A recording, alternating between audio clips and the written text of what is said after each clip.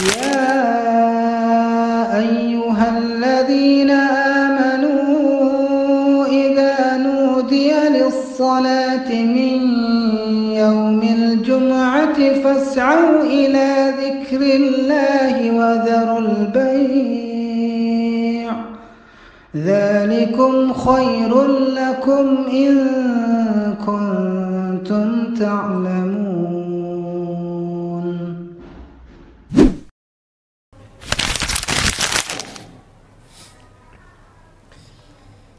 إن الحمد لله نحمده ونستعينه ونستغفره ونعوذ بالله من شرور أنفسنا ومن سيئات أعمالنا من يهده الله فلا مضل له ومن يضلل فلا هادي له أشهد أن لا إله إلا الله وحده لا شريك له وأشهد أن محمدا عبده ورسوله اللهم صل وسلم وبارك على نبينا محمد وعلى آله وأصحابه ومن تبعهم بإحسان إلى يوم الدين. وقال تعالى يا أيها الذين آمنوا اتقوا الله حق تقاته ولا تموتن إلا وأنتم مسلمون. وقال تعالى إن الله وملائكته يصلون على النبي يا أيها الذين آمنوا صلوا عليه وسلموا تسليما أما بعد. Hadirin jamaah yang dimuliakan Allah Subhanahu wa taala, alhamdulillah kita bersyukur kepada Allah taala yang tentu saja dengan taufiknya lah kita mampu melaksanakan kewajiban-kewajiban kita sebagai hamba-hamba Allah taala. Dan tentu saja hanya dengan taufiknya pula kita juga mampu menjauhi larangan-larangannya. Dan kita sangat bersyukur kita masih berada dalam ketaatan kepada Allah Subhanahu wa ta'ala. Hadirin jamaah yang dimuliakan Allah Subhanahu wa ta'ala, sebagaimana yang kita fahami dan maklumi bersama bahwa Allah Ta'ala menciptakan manusia dengan dua jenis kelamin, dengan dua gender. Ada laki-laki, ada perempuan. Tentu saja di antara yang Allah tetapkan bahwa ketentuan jadi seorang laki-laki ataupun seorang perempuan merupakan takdir dari Allah Subhanahu wa ta'ala. Maka sejatinya orang beriman menerima dan meyakini bahwa ini adalah kehendak Allah Subhanahu wa ta'ala. Maka ketika Allah takdirkan kita menjadi seorang lelaki, kita ingin mengetahui apa sebenarnya peranan yang Allah inginkan ketika kita sudah Allah takdirkan menjadi seorang laki-laki. Dalam kesempatan yang singkat dan ringkas kali ini, barangkali khatib hanya ingin berbagi supaya menjadi renungan kita bersama. Apa sebenarnya peranan kita sebagai laki-laki yang Allah kehendaki? Karena kita tidak pernah bisa menolak bahwa kita hari ini menjadi seorang laki-laki. Bahkan kita tidak pernah meminta kepada Allah Ta'ala untuk lahir ke dunia ini menjadi seorang laki-laki. Hakikatnya kita lahir ke dunia ini menjadi seorang laki-laki itu adalah kehendak Allah Subhanahu wa ta'ala. Dan orang yang beriman yakin betul bahwa segala kehendaknya adalah sebuah kebaikan, sebagai bentuk rahmat yang Allah berikan kepada kita semua. Tentu saja banyak ayat-ayat suci Al-Quran yang berbicara tentang laki-laki dan apa peranan laki-laki itu sendiri. Khatib hanya ingin menyebut beberapa saja yang merupakan sebuah esensi bagi kita memahami ketika Allah takdirkan kita sebagai laki-laki, apa sih tugas kita, apa peranan kita yang Allah inginkan ketika kita hidup di dunia ini. Kita tahu bahwa siklus kehidupan kita dimulai dari kecil, kemudian menjadi dewasa. Dimulai dari dulu kita sebagai orang yang tidak berkeluarga, belum menikah. Kemudian Allah takdirkan kita, Allah izinkan kita untuk menikah. Dulu hanya sebatas laki-laki bujang, kemudian naik menjadi sosok suami, naik lagi menjadi sosok ayah, dan mungkin terus naik menjadi sosok kakek. Yang itu merupakan sebuah siklus kehidupan kita. Dari kecil, dewasa, kemudian tua, kemudian kita akan kembali kepada Allah Subhanahu wa ta'ala. Dalam surah An-Nisa ayat 34, Allah Ta'ala mengatakan, A'udzubillahi minasyaitonir rajim.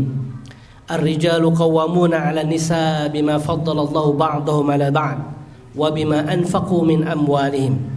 فالصالحات قانتات حافظات للغيب بما حفظ الله وإلى آخر الآية. Allah Ta'ala menyebutkan di antara peranan laki-laki adalah ar-rijalu qawwamuna 'ala nisa, bahwa ar-rijal yaitu laki-laki.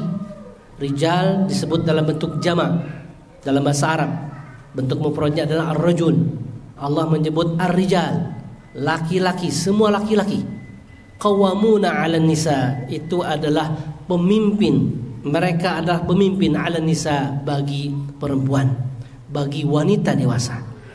Bima faddalallahu ba'dahum 'ala ba'd, dengan apa yang Allah telah karuniakan, telah Allah lebihkan satu di antara yang lain dan lainnya.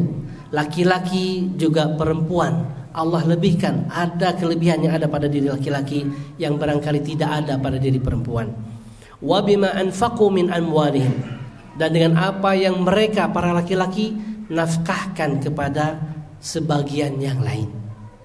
Para mufassirin atau sebagian mufassirin mengatakan, kenapa Allah lebihkan laki-laki dibandingkan perempuan, sedangkan dalam ayat-ayat lain Allah menyamakan antara peranan orang yang beramal saleh, manusia yang beramal saleh, baik itu laki-laki ataupun perempuan sama saja.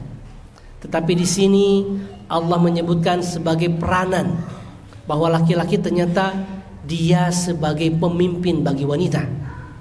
Ada dua perkara, sebagian mufassir mengatakan bahwa yang menjadikan kelebihan laki-laki dibanding perempuan adalah adanya muqawwamat jasadiyah khalqiyah, adanya kelebihan fisik. Ya, para mufassir, sebagian mufassir mengatakan yang dimaksud hal itu adalah kelebihan dominasi, bahwa akal lebih dominan bagi sosok laki-laki berbanding perempuan. Karena perempuan lebih mendominasi atau lebih mengedepankan perasaannya ketimbang logika dan nalarnya. Tapi laki-laki yang dominan adalah qawyul akal, akalnya lebih kuat, akalnya lebih tinggi berbanding perempuan.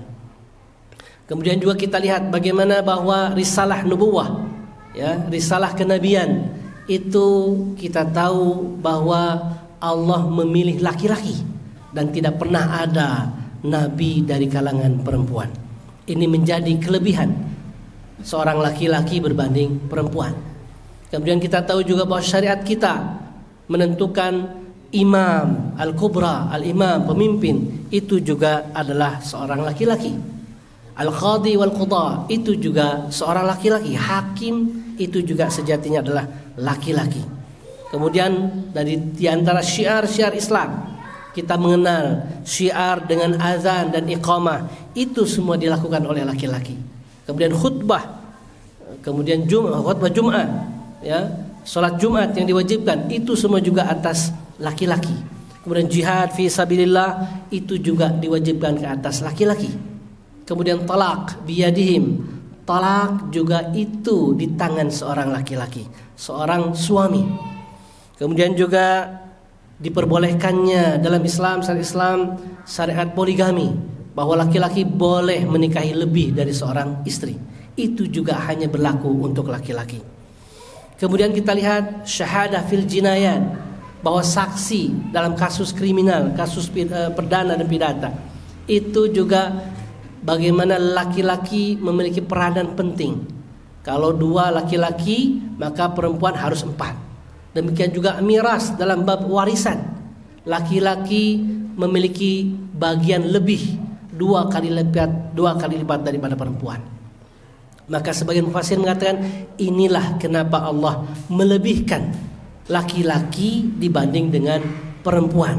Kenapa? Karena ada tanggung jawab yang lebih dibandingkan perempuan. Yang kedua adalah bahwa kewajiban nafkah itu Allah perintahkan, Allah bebankan kepada laki-laki.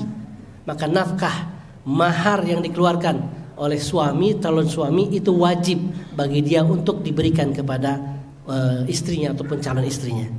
Jadi 2 hal ini, wa bima anfaqu min amwalihim, 2 hal inilah yang menjadikan laki-laki sebagai pemimpin. Laki-laki Allah lebihkan dibanding perempuan.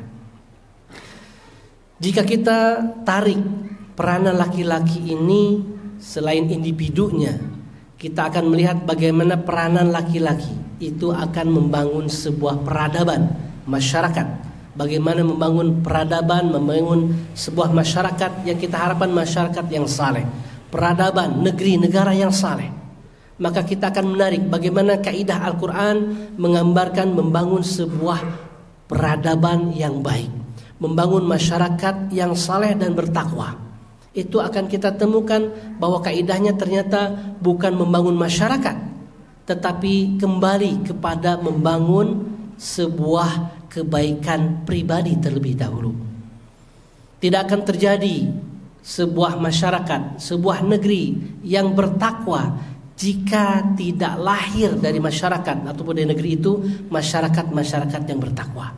Dan kita tidak akan temukan masyarakat yang bertakwa jika tidak lahir keluarga-keluarga yang bertakwa. Dan kita tidak akan pernah temukan keluarga-keluarga yang bertakwa jika tidak diawali dengan sosok laki-laki yang bertakwa. Kita lihat bagaimana pula Al-Quran itu mengawali dengan perbaikan terhadap diri sendiri terlebih dahulu, sebelum itu akan dirasakan pada orang-orang yang ada di sekitarnya. Dengan kata lain bahwa ketika seorang laki-laki mulai masuk ke jenjang pernikahan, dia menjadi sosok suami. Kemudian naik lagi ketika Allah rezekikan dengan keturunan, maka dia menjadi sosok suami sekaligus ayah bagi anak-anaknya. Maka peranan laki-laki, suami lagi ayah, itu merupakan peranan yang sangat signifikan. Karena istri yang salehah tidak akan lahir dari laki-laki yang saleh. Anak-anak yang saleh tidak akan lahir dari istri dan suami yang saleh. Maka perbaikan itu dimulai dari pribadi terlebih dahulu. Al-Quran juga mengajarkan kepada kita, ketika kita diminta, diarahkan, dibebankan kepada kita sebagai anak untuk berbakti kepada orang tua, maka kita mendoakan kedua orang tua kita. Maka kita temukan bahwa ketika kita ingin mendoakan kedua orang tua yang dua-duanya adalah sosok manusia yang paling berjasa pada kita dan tidak mungkin digantikan oleh orang lain, bahkan Nabi sekalipun, maka kita lihat bagaimana kita mendoakan mereka. Allah menuntun kita ketika kita berdoa, Rabbighfirli wali walidayya warhamhuma kama rabbayani saghira. Ya Allah, ya Tuhan kami, Rabbighfirli, ampunilah dosaku. Jadi sebelum kita mendoakan kedua orang tua kita, Allah menuntun kita untuk meminta ampun dulu terlebih dahulu untuk diri kita sendiri, baru kemudian kepada kedua orang tua kita yang telah berjasa melahirkan kita ke dunia dan tidak bisa digantikan oleh siapapun. Maka inilah sebuah kaidah yang bisa kita ambil dari Al-Quran Al-Karim, bahwa sebuah perbaikan itu tentu dimulai dari diri kita sendiri. Kita bisa mengomentari keburukan orang lain, masyarakat tertentu dari A sampai Z, tapi itu tidak akan menghasilkan apa-apa sebelum kita melakukan perbaikan itu terhadap diri kita sendiri. Maka ayat yang menjadi panduan kita, Allah menuntun kita, Rabbighfirli wali walidayya, ya Allah, ya Tuhan kami, Ighfirli, ampunilah dosaku, wali walidayya, dan kedua orang tuaku, warhamhuma kama rabbayani saghira, dan kasihanilah kedua orang tuaku sebagaimana mereka dulu mengasihaniku ketika di waktu kecil. Dengan kata lain, bahwa perbaikan yang kita inginkan dari kedua orang tua itu juga harus dimulai dari perbaikan diri kita sendiri. Seorang suami ingin istrinya saleh, maka mulailah dari suaminya terlebih dahulu. Jadilah teladan, mulailah perbaiki diri, baru setelah itu ajaklah istrinya untuk menjadi salehah. Ketika suami istri, orang tua ingin mendapatkan keturunan yang saleh, maka mulailah dari orang tuanya terlebih dahulu. Jadilah orang tua yang saleh, sehingga nanti akan melahirkan generasi anak keturunan yang saleh. Ketika kita berkeinginan ingin mendapatkan masyarakat, kita hidup di lingkungan masyarakat yang saleh, yang bertakwa, yang muttaqin, maka mulailah dari keluarga, lahirkanlah keluarga yang saleh. Maka nanti efeknya terus akan membesar. Ketika kita berharap ingin mendapatkan negeri yang salehah, yang saleh, yang diisi oleh orang yang bertakwa, maka jadikanlah masyarakat yang saleh terlebih dahulu.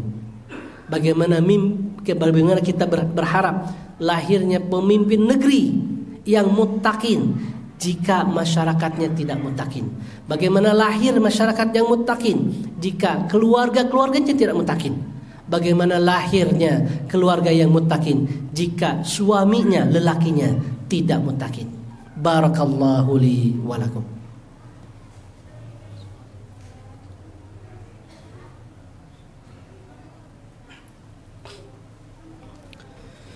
Hamdan wa syukranillah, asyhadu an la ilaha illallah wa asyhadu anna Muhammadan abduhu wa rasuluh, amma ba'd.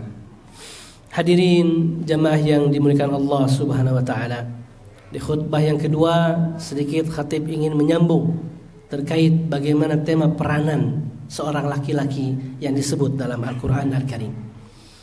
Dalam surah Al-Furqan 74 kita lihat Allah Ta'ala juga mengatakan, alladzina yaquluna rabbana hab lana min azwajina wa dhurriyyatina qurrata a'yun waj'alna lil muttaqina imama.